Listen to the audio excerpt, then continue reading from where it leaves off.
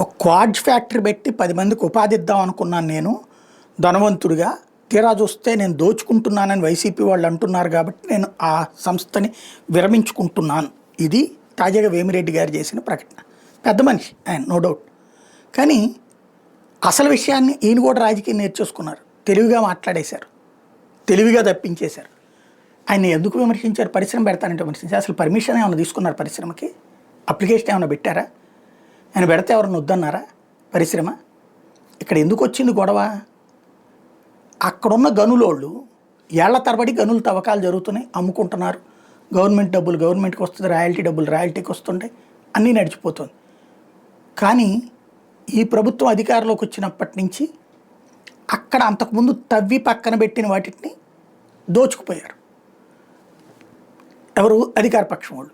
వేమిరెడ్డి పేరు చెప్పిన ఆపగలిగాడు ఆయన, నెంబర్ 1. రెండోది, అక్కడ ఏ పరిస్థితి ఏ మైనింగు తవ్వడానికి వీల్లేదన్నారు, ఆపేశారు.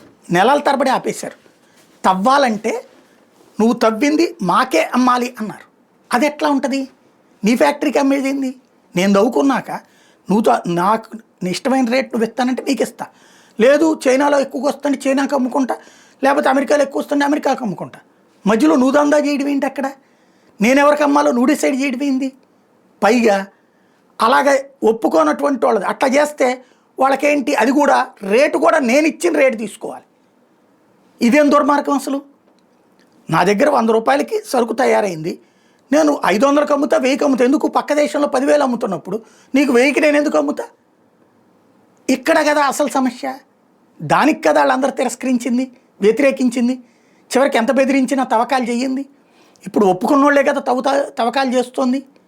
దాన్ని ఏదో ఎవరో చెడగొట్టేశారన్నటువంటి కోణంలో మనం అరాచకం చేసి, ఈ అరాచకం పబ్లిక్లో విపరీతమైన వ్యతిరేకత వచ్చి 1,00,000 మంది కార్మికులు ఊరొదిలేసి వెళ్ళిపోయారు అక్కడ.